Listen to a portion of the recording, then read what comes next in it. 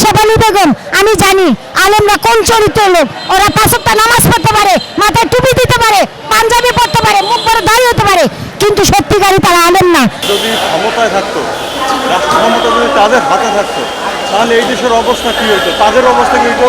নারীদের অবস্থা কি হইতো? ও আল্লাহ, এই কথা কইতেছেন?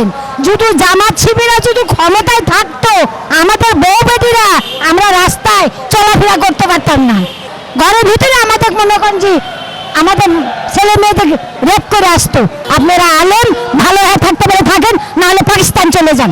আমি প্রিয় দেশবাসী বলতে চাই এবং কি বর্তমান সরকারকে বলতে চাই যে এই যে জামাতে ইসলামের একজন লোক একটা 14 বছরের মেয়ে হোটেলে নিয়ে গেছে, যেটা নাতিরও বয়স, নাতির বয়সের থেকে ছোট একটা বাচ্চা মেয়ে, সেই মেয়েকে নিয়ে যে হোটেলে গেছে, কেন জামাতে ইসলাম না বল ভালো?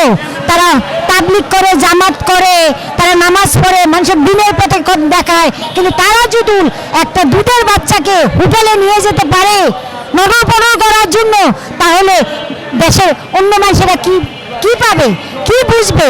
এই যে রিস্কাওয়ালাদের কথা বলি, আজকে যদি একটা রিস্কাওয়ালা, একটা সিএনজি ড্রাইভার, একটা সাধারণ মানুষ যদি হোটেলে একটা মেয়ে নিয়ে যেত, তাহলে কি হতো?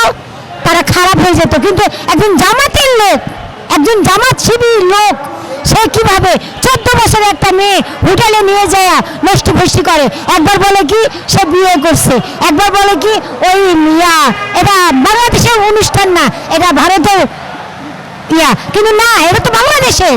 উনি তো বাংলাদেশের, উনি তো ওই যে যশোর মাগুরা না কোন জায়গার জানি, কিন্তু এগুলো কিন্তু ভালো না। জামাত শিবিরে এক কথাই বলতে চাই, রাজাকার মুক্ত করুন। এটা কিন্তু পাকিস্তান না, এটা বাংলাদেশ। আপনারা যতই কিছু করেন না কেন, ভালো হবে না, ফল ভালো হবে না, পরিণাম অনেক খারাপ হবে। তারেক রহমান স্যার অনেক কিছু সহ্য করতেছে, যখন একবার ধরবে গলাটা টুটে চাপে ধরবে, তখন কিন্তু রক্ষা পাবেন না। মা বোনদের নিয়ে যদি আপনারা নগরপণ করেন, তো সাধারণ রিস্কাওয়ালা কি করবে? সাধারণ রিস্কাওয়ালা কি করবে? রিস্কাওয়ালা আপনাদের কাছে কি শিখবে? আপনি তো জামাতের লোক, জামাতের লোক এসব করে, যারা নামাজ পড়ে, যারা পাঞ্জাবি পায়জামা পরে ঘুরে, একেবারে মুখোশধারী একজন হুজুর, কিন্তু তলে দেখা যাচ্ছে কতটুকু ভালো তারা। তারা আসলেই ভালো না, তারা তো পাকিস্তানের দালাল।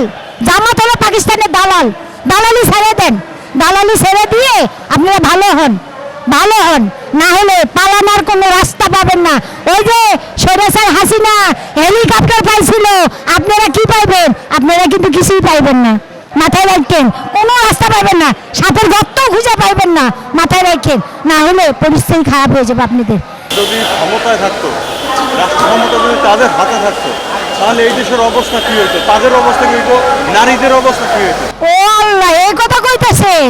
যদি জামাত শিবিরা যদি ক্ষমতায় থাকতো, আমাদের বউ বেটিরা আমরা রাস্তায় চলাফেরা করতে পারতাম না, আমাদের না খেয়ে মরা লাগতো। তারা এমন পরিস্থিতি করতো, আমরা তো থাকতো মানে রাস্তায় দাঁড়াবো, আমাদের ঘরের ভিতরে আমাদের মনে করেন যে আমাদের ছেলে মেয়েদের রেপ করে আসতো। কারণ তাদের চরিত্র আমি অনেক কাছে থেকে জানি, কারণ আমি আলেমদের মাঝখানে চাকরি করে আসছি, তো আলেমদের মাঝখানে চাকরি করে আসছি, আমি জানি। আলেমদের জন্য আমার চাকরি চলে গেছে, আলেমদের জন্য আমার 3.5 লাখ টাকা চলে গেছে। আমি শেফালি বেগম, আমি জানি আলেমরা কোন চরিত্রের লোক। ওরা 5 ওয়াক্ত নামাজ পড়তে পারে, মাথায় টুপি দিতে পারে, পাঞ্জাবি পড়তে পারে, মুখ বড় দাড়ি হতে পারে, কিন্তু সত্যিকারই তারা আলেম না। কেন? ওই যে একটা মুরব্বী, 80 বছরের একটা মুরব্বী বলছে না যে উনি মাদ্রাসা লাইনে কোনো লেখাপড়া করে নাই, উনি মাদ্রাসা লাইনে কোনো লেখাপড়া করে নাই, মাদ্রাসার কোনো শিক্ষাতে যোগ্যতা তার ভিতরে নাই। একথা কি মিথ্যা? একথা তো মিথ্যা না, এটা পুরো বিশ্বের লোক তো দেখতেছে। তা আমি বলবো জামাতে ইসলামরা ক্ষমতা এলে এই দেশ আরো খারাপ হয়ে যেত। তারেক রহমান ক্ষমতায় আছে, আলহামদুলিল্লাহ, ওনাকে সুযোগ দেন, দেশ ভালো হবে, সুন্দর হবে, ভালোভাবে এগিয়ে যাবে। আমার তরফ থেকে আমি এটুকু বললাম, বাকিটা আল্লাহর উপর ছেড়ে দেন। কোমলমতি বাচ্চাদের আমরা মসজিদ মাদ্রাসায় পাঠাই দিনী শিক্ষার জন্য, সেখানে যে এই ছেলে বাচ্চারা, ছোট ছোট বাচ্চারা বলাৎকারের শিকার হয় মাদ্রাসার শিক্ষক হুজুর দ্বারা, এটা কিভাবে দেখছেন? এটা আমি পুরো মিডিয়াতে দেখতেছি, আমার চোখের সামনে দেখা আছে। ওই যে সিলেটে না নোয়াখালীতে একটা মহিলাকে নিয়ে যে অফিস রুমের মধ্যে একটা মহিলার শরীর হাতাইতেছে একজন আলেম হইয়া। কেন? একজন আলেম কেন এসব করবে? আলেমরা থাকবে কিরকম? আলেমদের ব্যবহার কিরকম হবে? আলেমদের ব্যবহার হবে নম্র, ভদ্র। তাদের কাছ থেকে তো আমরা শিখবো। দিনের কথা কাদের কাছে শিখবো?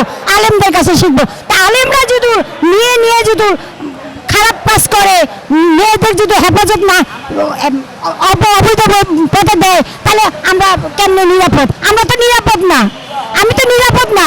আমার কথাই বলি, আমি শেফালী বেগম বলি, আমি যে একজন আলেমের জন্য চাকরি হারালাম, কেন হারালাম? এই দেশে কেন বিচার পেলাম না? এই দেশে কেন বিচার পেলাম না? একজন আলেম যে আমার চাকরি খাইয়ে ফেলাইলো, আমাকে বুড়া বয়সে, এই 55 বছর বয়সে আমাকে বেজ্জিত করলো। এটা দেশের সরকার বিচার করা উচিত। যত খারাপ আলেম আছে তাদের ধরে ফাঁসি দেওয়া উচিত। তাহলে দু একটা ফাঁসি দিলে বাকি আলেমরা এসব করার সাহস পাবে না আমার মতে। আমি জামাতে ইসলাম, আমি সাহেবেরা বলি, আপনারা এমন কোনো কাজ করেন না যে যেটা আমাদের কাছে খারাপ লাগে, দেশের জন্য খারাপ লাগে, সমাজের জন্য খারাপ লাগে। আপনারা আলেম ভালো হয়ে থাকতে পারে থাকেন, নাহলে পাকিস্তান চলে যান।